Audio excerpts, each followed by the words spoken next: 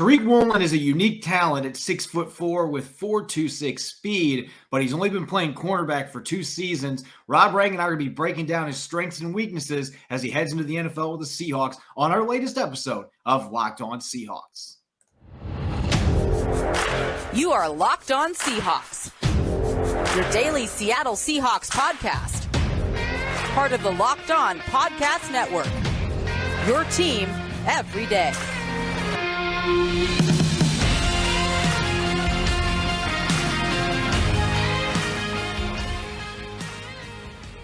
Greetings, 12. This is Corbin Smith, your host for Locked On Seahawks. Join me as always, my co-host in crime, Rob Rang. Happy Wednesday to all of our listeners out there. As always, thanks for making Locked On Seahawks your first listen 5 days a week. It may only be mid-May, but it's never too early to start looking at the 53-man roster for the beginning of the season. Rob and I are going to be doing that on the offensive side of the football on today's show. Plus, we're going to be breaking down Tariq Woolen's game, his strengths, his weaknesses, where he fits in with the Seahawks heading into his rookie season as we continue our Inside the Seahawks Draft series. Now for your lead story here on our Wednesday edition of Locked On Seahawks. Last week, KJ Wright told Trey Wingo on the Half Forgotten History podcast that he was hoping to finish his career with the Seahawks and return to Seattle in 2022. Basically, he said it was either Seattle or he was content not playing anywhere else. Didn't want to leave his family behind as he did last year with the Raiders. Going to be 33 years old this summer. That created plenty of speculation. Maybe the Seahawks would bring him back. Pete Carroll kept that door slightly cracked open on Sunday, telling reporters that he had spoken with Wright recently about his future.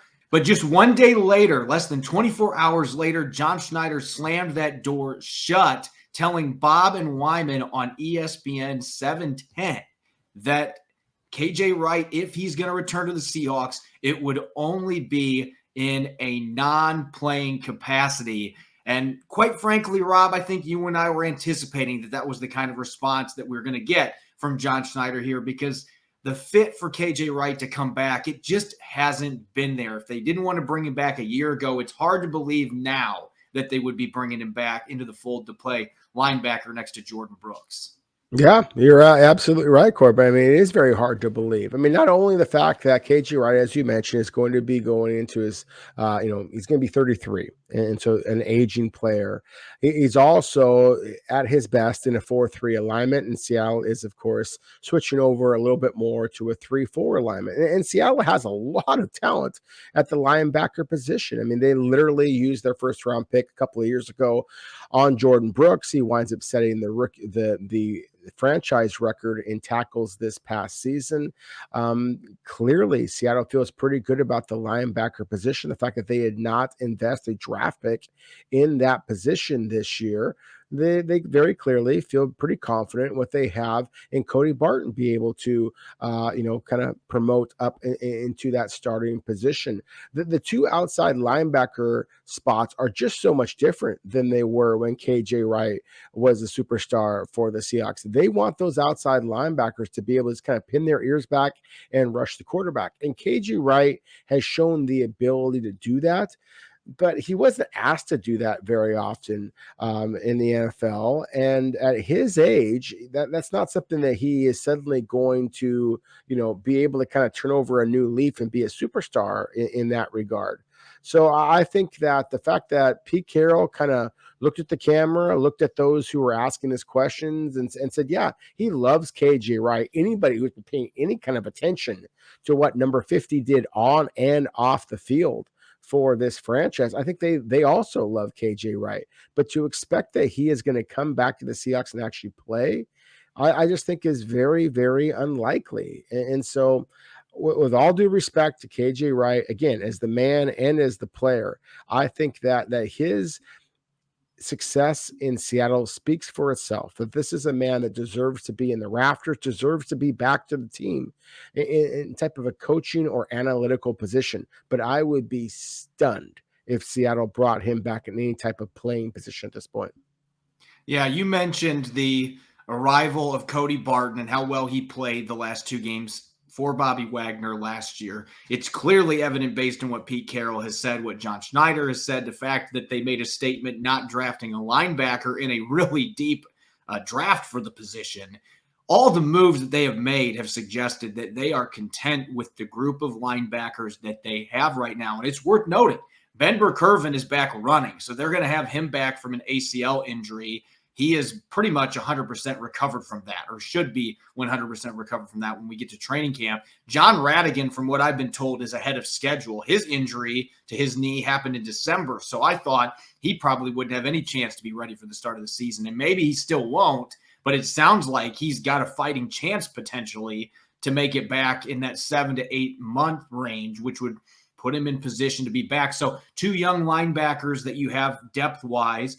You also brought in Joel Iggy. I'm not going to be able to pronounce his last name for the Chicago Bears. We're just going to call him Iggy as John Schneider does. But Iyabunywe, I think is how you pronounce it. But anyway, he's been a really good special teams player for the Bears. And Sean Desai, the new associate head coach, is familiar with him. So maybe this is a chance for Iggy to maybe play some snaps on defense, something he didn't do very much with the Chicago Bears. And they got a couple of other young linebackers on their team. Aaron Doncourt is still here. Going to be his second year with the organization. And V. Jones, I keep bringing the name up, but the undrafted rookie from North Carolina State, he's the one who was wearing number 50 at rookie minicamp this weekend. And other than the fact he's significantly lighter, it almost looked like I was watching KJ Wright out there with the really long arms. I mean, he looked like KJ Wright at 225 pounds out there, and he's got great mobility. So that's another name. I keep mentioning it, but keep an eye on it. All those names I just mentioned, you talk about the scheme fit. Again, KJ Wright is a legend in Seattle lore. He's not going to be a Hall of Famer, but he's one of the best players that's ever played for the Seahawks. 3rd best tackler in terms of total tackles in franchise history, has played on some of the most dominant defenses in NFL history. He's a fantastic player, a fantastic man, but there just isn't a spot for him to play for this football team at this point, especially with them being on a youth movement, going into a new era. Pete Carroll and John Schneider are not going to bring back an older player just for sentimental value. They want to win games. They want to get the young guys reps so they can get back in contention as quickly as possible. But that's where the coaching idea comes in. And I think that KJ will at least be open to that possibility if he realizes I'm not going to be able to play here. I'm only going to be able to play somewhere else that I have to leave my family. And this might be the best scenario for him at this point. Hang up the cleats and still be with the organization that you love so much.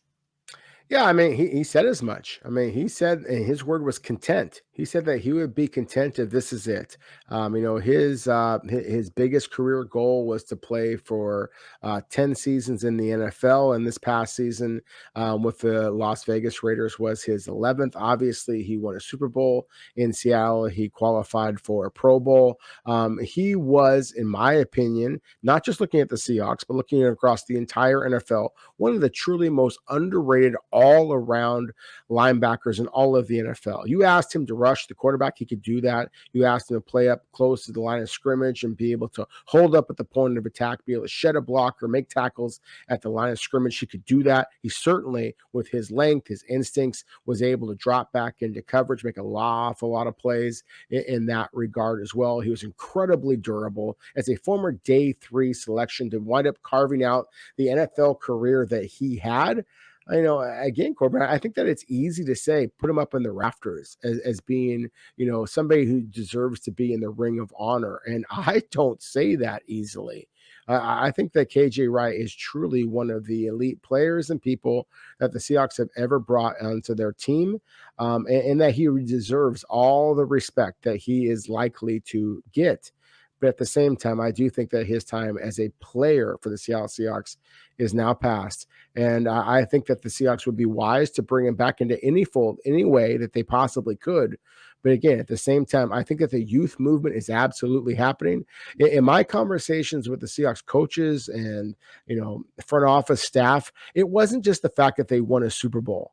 It was the fact that they won a Super Bowl with the youngest team in NFL history. I think that they take a great deal of pride with that. And the fact that they are having this a little bit of a roster reshuffle, they don't want to call it a rebuild. But, let's face it, that's a lot of what is going on right now. But I don't think that it makes any kind of sense to go back in time a little bit and go with an older player. They are very much into going with youth. And KJ Wright, for everything that he does bring, he does not bring youth.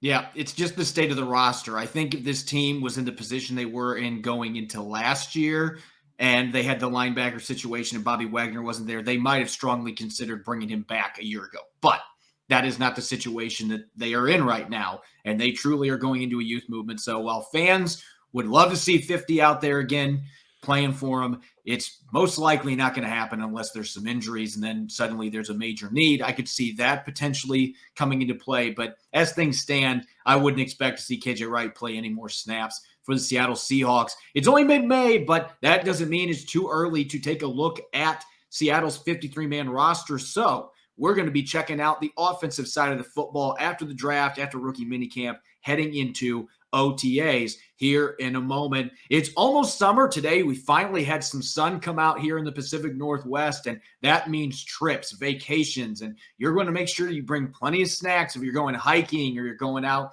and checking out the ocean, chilling out at the beach. Make sure that you bring a Built Bar with you. Delicious flavors covered in 100% chocolate. If you haven't tried Built Bar Puffs, they're absolutely fantastic. It's a marshmallow on steroids, protein-infused marshmallow, and banana cream pie, my personal favorite, but churro is also another really good flavor. They have other flavors. They all taste delicious.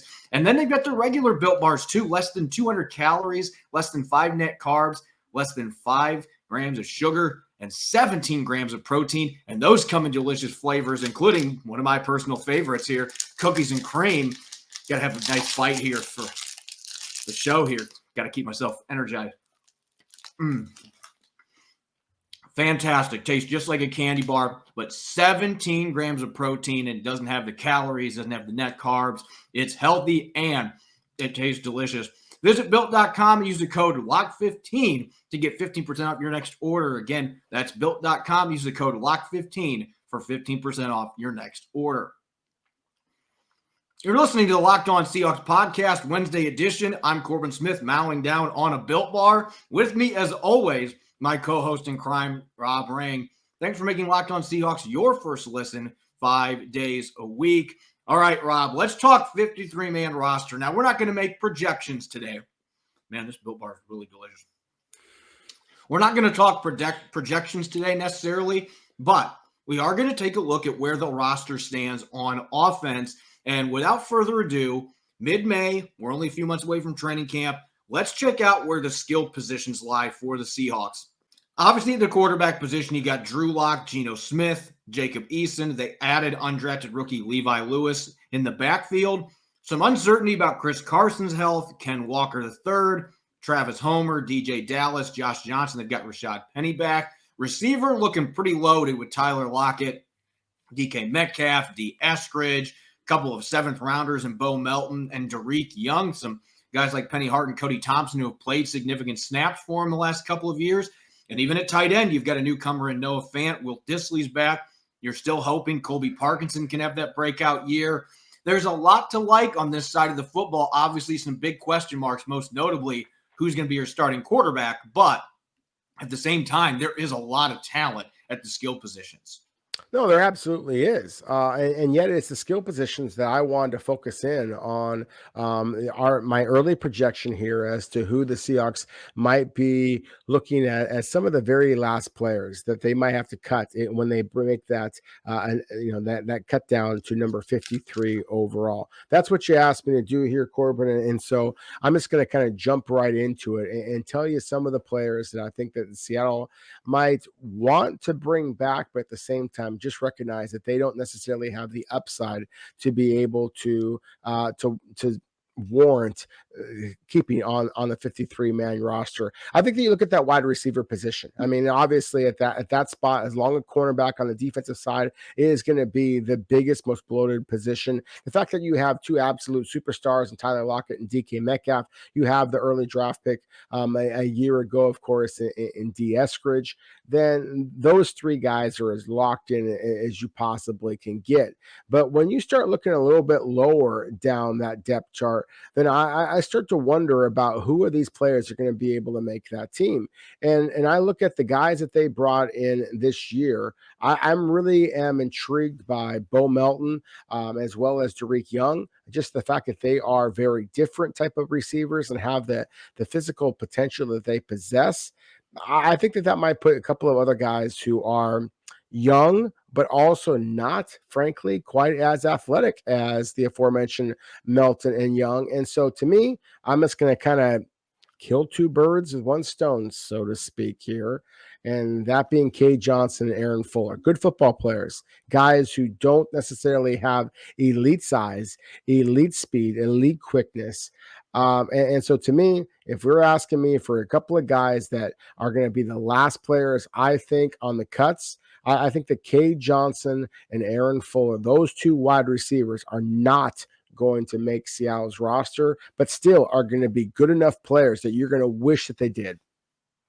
Yeah, and I look at that receiver position, and you and I agree that those two, if I had to pick a roster right now, and again, we're not going through a complete projection at this moment, but if I had to, I would see Cade Johnson and Aaron Fuller be on the outside looking in, but I don't view them as the last two that would be out. In fact, I'm going to look at the guys that had some snaps last year, because Cade Johnson didn't play in any games, and Aaron Fuller, I believe, dressed maybe for 1 or 2 games in the regular season, but didn't get many snaps. But Cody Thompson dressed for a number of games last year. Penny Hart, for the last couple of years, has played a lot of snaps on special teams, and he got a few more snaps on offense last year. And he's been a player that I've talked up a lot the last couple of seasons. I think he's a great practice player. He does great things on special teams. So I could see Penny Hart sticking on this team again. But I think when you look at the physical tools, you mentioned it, Bo Melton, Tariq Young come in, you're talking guys with 4.34 and 4.44 speed. And Tariq Young does it at 222 pounds. Bo Melton's not near that big, but he's got the quickness, that explosive home run hitting speed. He can move all over the formation. Those guys can do things with elite athleticism that you're just simply not going to get from Cody Thompson, and you're not going to get it from Penny Hart. Penny Hart is faster and quicker than what his testing numbers were coming out of Georgia State, but he is still not an elite athlete. Bo Melton and Tariq Young have those physical tools that he and Cody Thompson simply do not have. And so I'm with you. That receiver group is going to be the most competitive one when you're looking at the back half of the depth chart. But to me, it's actually those two other veterans that have played some snaps that are going to be the last two out in terms of these skill groups. The other spot that I'm very curious to see how things play out is running back, because as I mentioned earlier, the wild card in all of this, we do not know if Chris Carson is going to be able to play this year. I would think picking a running back in the second round would suggest the Seahawks don't believe that they are going to have him. Of course, Pete Carroll was not going to say that at the draft, but I thought his words were still pretty ominous when it comes to the status of Chris Carson. He's not going to be there for their offseason stuff right now. I'd be surprised if he's able to play. But if he does, you have Rashad Penny, Chris Carson, Ken Walker III, Travis Homer, DJ Dallas, and we like Josh Johnson. That is a running back group that's going to be really fun to watch, even without Chris Carson. But if Carson can come back and play, that is going to be the most competitive position group on the Seahawks. Yeah, it would be. But at the same time, I also think that Chris Carson is very unlikely to be able to play. I think that there's a possibility that he is not making the training camp. It would make an awful lot of sense. And by sense, I mean smarts and money that Seattle would be dropping Chris Carson in June, just because that is when his contract is up for a bonus. And so Seattle would have to at least consider that. And then we know the Seahawks with Pete Carroll, they are eternal optimists. And Chris Carson's a good football player. We certainly know that. He is and very much the heartbeat of this offense, has been since, for years now. But still, the fact that Seattle made that selection of Ken Walker in the second round, I think that suggests that the team, not only doesn't have a great deal of confidence, that they're flat out worried that number 32 is not going to be on the field for the Seahawks. So he is the other player who I would list here as a guy that could wind up being released even if he makes Seattle's initial roster and goes throughout training camp. If he is not able to prove to Seattle that he is able to kind of carry the load, then why are you bringing him onto your roster? You already have a guy who has bigger home run threat ability, clearly, in Rashad Penny, as well as the guy that you just drafted. You have two backs in Travis Homer and DJ Dallas that can catch the ball out of the backfield. Look, again, like we talked about before with KJ Wright, I'm as big of a fan of Chris Carson as it probably is in Seattle. But at the same time, he's got to be able to help your roster. And so in terms of, the assignment was basically who are the three best players that Seattle might be cutting. I think that those two wide receivers I mentioned before, Cade Johnson and Aaron Fuller, in my opinion, are legitimate NFL guys. Back of the roster NFL guys, but let's still NFL guys. Chris Carson has proven that he is an NFL guy. At the same time, I don't think that any one of those three winds up being on Seattle's roster when the season begins in September. Now, let's check out the offensive line, because we just threw out a bunch of names for players that are going to be battling for spots, or in the case of Chris Carson, might not be able to battle for a spot. They're going to miss out on the 53-man roster for projection right now. But I think when you look at this offensive line, it's pretty cut and dry. To me, we don't know who's going to be the starters necessarily. I mean, I anticipate Charles Cross is going to be your starter at left tackle day one. Jake Curhan is going to be ready to battle Abe Lucas at right tackle, though. Stone Forsythe, he's going to compete. Those four guys are going to be on your roster. It's just a matter of who the starters are going to be. And then at the guard positions, Gabe Jackson, Damian Lewis, I expect those are your starters again on day one. I do think Phil Haynes could make things interesting going against one of those guys, as well as he played at the end of last year. Health has been his biggest hindrance, but he was healthy last year, and he played well those last couple games. And Shamarius Gilmore, the undrafted guard out of Georgia State, he is the number 3 player on my just missing out list. That's how high I am on this kid coming out of Georgia State. He's got great athleticism, moves really well, great lateral quickness, tons of snaps in college. Pretty good pass protector, too. Only 8 sacks allowed in almost 2,000 pass blocking snaps at Georgia State. So him and Phil Haynes, I think those two are going to be battling for one roster spot. And then at center, Kyle Fuller and Dakota Shepley, those two are going to be duking it out for backup job behind Austin Blythe. I think Kyle Fuller, clearly the organization holds him in higher regard than what I do. I anticipate that they're going to be keeping him around as the backup center because he has some guard flexibility. So really, you look at the offensive line, Rob, I just think it's pretty cut and dry. The only two guys I can see here that maybe we could have a competition is Phil Haynes and Shamarius Gilmore battling for that last interior spot. Yeah, and I think those are both really good football players. I think that Dakota Shepley and Kyle Fuller are not as good of players. I think that they are going to be very much more on the cutting edge, at least at this point. What I've seen with Shepley is that he does have some positional versatility. I think that Haynes, again, is the better football player. And so I'm kind of curious to see what Seattle does at that position. I think that it's going to be fascinating because to me, this is, there's an expression out there that you don't want to kind of lose sight of the trees. And when you're looking at the forest, kind of that idea. I think that if you look at Seattle's offensive line, the possibility you might have 4 new starters along the offensive line. Clearly, the 2 tackles might be new guys. And let's just presume for a moment that's Jake Curhan still. He started, a handful of games a year ago. Obviously, that is still going to be a very young starter at that right tackle position if he does, in fact, beat out Abraham Lucas or Stone Forsythe for that spot. You look at the guards, you look at the center, you look at the fact that you're going to have a new quarterback, and that's an awful lot of transition here. I think Seattle's offensive line, especially in the interior, is very much a roll of the dice. I think that is going to be one of the more fascinating decisions here that Seattle has to make. Kudos to you, sir, for being willing to put your name behind some of the players that they might get cut, because I think that the offensive line is very much up in the air at this point. And I think that the Seahawks are looking forward to this, to the preseason, to training camp, to be able to kind of whittle away what they feel about that spot. And I think one last closing thought here, because you mentioned Shepley going against Kyle Fuller and how both of them could be in trouble. If somehow, I don't know if this is going to happen, Phil Haynes, they've had chances to move him to center, and that just has never happened. Maybe they will do it this year. But Shamarius Gilmore has played a number of positions. I don't think he's played center, but don't put it past this kid either. He's just a good football player. So if they decide late in the offseason or even training camp, you know what, we're going to try this kid at center, then I would absolutely put my money on him to beat out Kyle Fuller or Dakota Shepley. I'm basing my thoughts right now on the fact that I'm not anticipating they're going to do that. But you wonder if the Seahawks and even Pierre-Olivier Lestage, they might give him a chance to play center. I mean, there are some young options here, guys, that maybe they could slide over to back up Austin Blythe that could have some upside at that position. And so I'm intrigued to see what they do. Just kind of a closing thought, because we don't know what Seattle is going to do at that position. Maybe Damian Lewis slides back over to center. We don't know what the Seahawks are thinking. There's a number of options there, but when you have this many new pieces, you got to see how things unfold. And I think training camp, there will be some of those questions answered, and maybe some unexpected developments with that offensive line. We're going to flip to the secondary now, continuing our Inside the Seahawks draft series. And yesterday I looked at Kobe Bryant, the Red Mamba himself, coming from Cincinnati, the Jim Thorpe Award winner, extremely polished talent coming out of Cincinnati.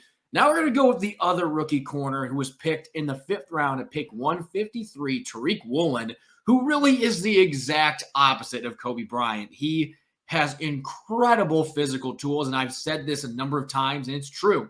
He is one of one. There has never been an athlete enter the NFL like Tariq Woolen. It's 6'4", running a 4.26 40 and jumping out of Lucas Oil Stadium. There just hasn't been a guy that's done that.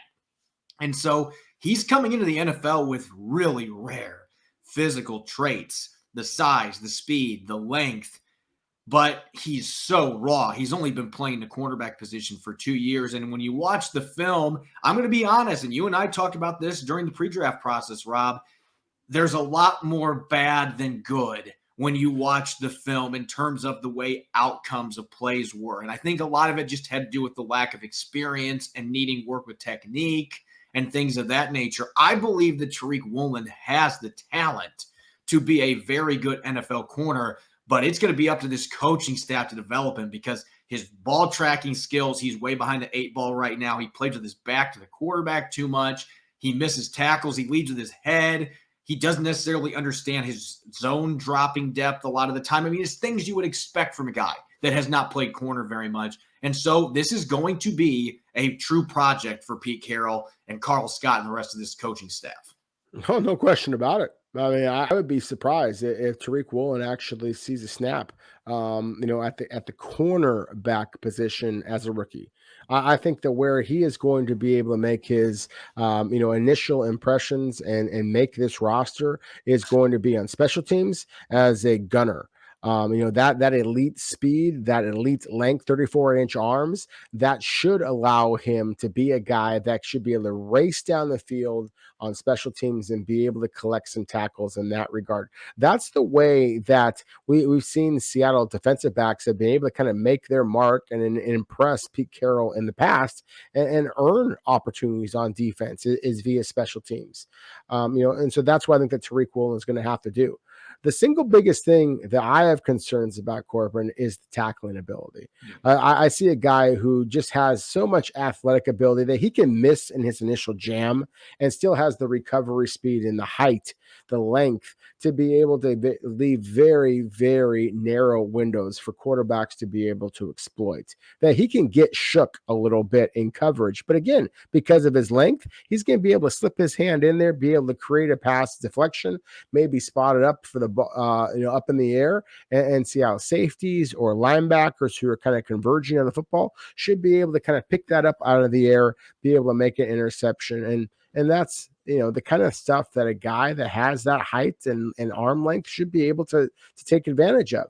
But at the same time, to me, when everybody talks about the 32-inch arms and all these other measurables that we have talked about for years now, that the Seahawks prioritize the cornerback position, the single biggest thing that Pete Carroll's always prioritized is he wants corners who can tackle in the open field. And Tariq Woolen, at this point, has not shown that he is a reliable enough open field tackler to be able to get consistent playing time at that spot. So to me, that is what he has to improve upon. All of these comparisons that people want to throw out there for Richard Sherman, and I've mentioned them myself, and there's a lot of reasons to think that he could wind up doing that. I mean, again, former wide receiver, Senior Bowl standout, 5th round pick, the height, the arm length, all those things. Yeah, there's a lot of stuff with that ties in with Richard Sherman. But Sherman was one of the absolutely elite tackling cornerbacks I have ever seen in my entire life, not just in Seattle, but across all of the NFL. And Woolen is not a pimple on it on Sherman's booty when it comes to that kind of play. And so he's got to become a lot better in that regard. And so that to me is, again, what he needs to do. And I think that he can demonstrate that on special teams. He's going to have to demonstrate physicality. He's going to have to demonstrate heart. Two things that Richard Sherman had absolutely in spades. Yeah, and I think the physicality aspect, it's weird when you watch Tariq Woolen's film at UTSA, because there are plays where he comes up and blasts people. And then you'll see some plays where he just kind of nonchalantly tries to go for the tackle. You do that in a field where Pete Carroll is coaching, you're not going to be out there. Just plain and simple. He can't have plays like that. And so he is going to have to play with physicality and technique as a tackler consistently if he wants to play meaningful snaps at cornerback for the Seahawks under Pete Carroll. There's nothing more to it than that. I mean, that is going to be crucial for him. The tackling, he's got to make sure he takes the head out too, which the Seahawks have been very good at teaching that over the years. If Woolen is coachable, then that should be something that they can get out of. It's certainly a flaw that can be fixed. And as you mentioned, he takes away the deep ball well just because of his size and his natural speed, his athletic ability. That is one thing that he was able to do, is slip those long arms and swat passes away. We haven't seen the interceptions, though. And as a former receiver, you were thinking that might be something that's a strength in his game.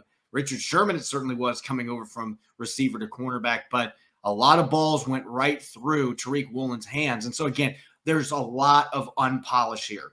Struggles with tracking the football, depth concerns in his zone drops, football IQ related things that are normal to struggle with when you're changing positions. And, the tackling issues. There are a number of things that stand out right now that you just look at and you're thinking, if he can't clean that stuff up, it's going to be really hard for him to play snaps in the NFL. He's got the physical tools, and there's obviously tantalizing plays. But I think you and I would both agree right now that reasonable expectations for this kid on day one have to be built around special teams. And maybe late in the season, he can play some snaps for you on defense. Once he's had some time to work on the technique, to work with Pete Carroll and Carl Scott, maybe he grows very quickly. And that's possible. But I think if you're going into this believing, hey, he might be like Richard Sherman and he can play by the fourth or fifth game and be a starter, I don't see any way that happens unless we just see a once-in-a-lifetime miraculous growth with this player. I just don't see it, especially with the quality corners that they have around him. He is going to have time to be able to develop properly. And I guess that's the good news for the Seahawks. They shouldn't have to rush him out there to play before he's ready. Yeah, and I don't want to knock, a guy who just got drafted by the Seahawks. But at the same time, if we want to talk about heart, we want to talk about physicality, then not being able to make it through the minicamp and still being able to compete all 3 days of practice, that's not the impression that you want to make. And again, Tariq Woolen is an unbelievable athlete.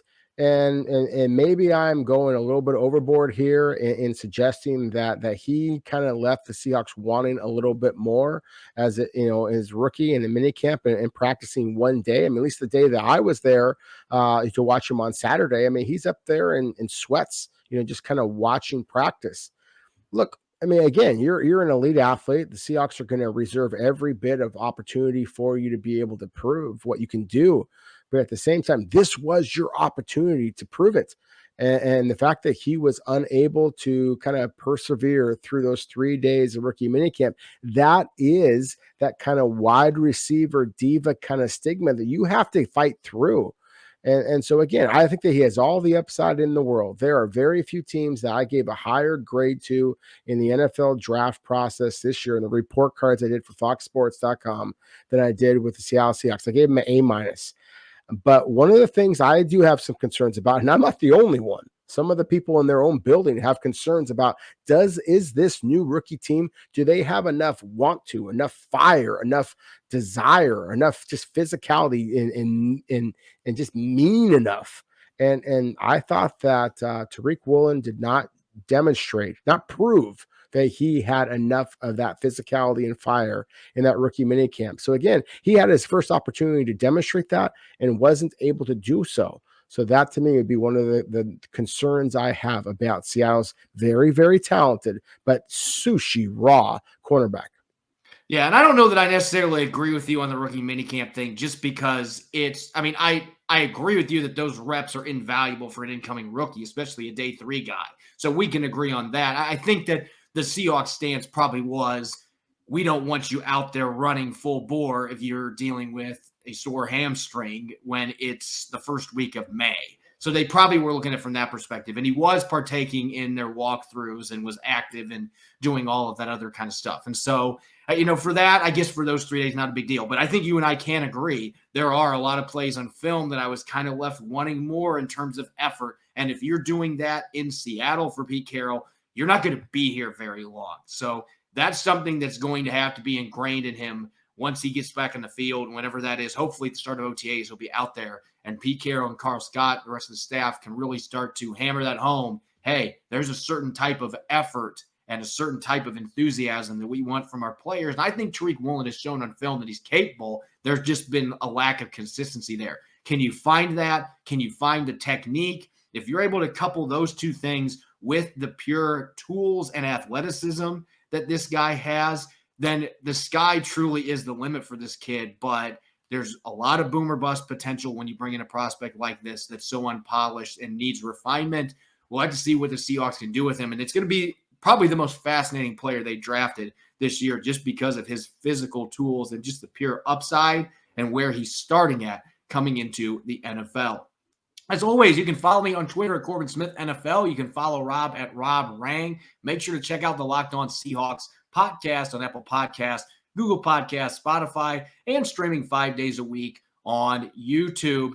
As always, we appreciate you making Locked On Seahawks your first listen 5 days a week. And make sure to check out the Locked On NFL podcast for your second listen. The schedule may be dark this time of year, but the NFL never stops, and neither does Locked On NFL. Get your insights and opinions from hosts including Ross Jackson, Chris Carter, and Tony Wiggins, plus local Locked On NFL hosts repping all 32 squads. There's no offseason for real fans, so make sure you've subscribed to Locked On NFL on YouTube and wherever you get your podcast. Coming up on our Thursday episode, we'll continue our 53-man roster review, looking at the defensive side of the football. And next up in our Inside the Seahawks draft, the second fifth-round pick the Seahawks made, Ohio State pass rusher Tariq Smith. We'll be breaking down his strengths, weaknesses, and where he fits in as he begins his NFL career in Seattle. As always, thanks for listening. Enjoy the rest of your Wednesday. Go Hawks.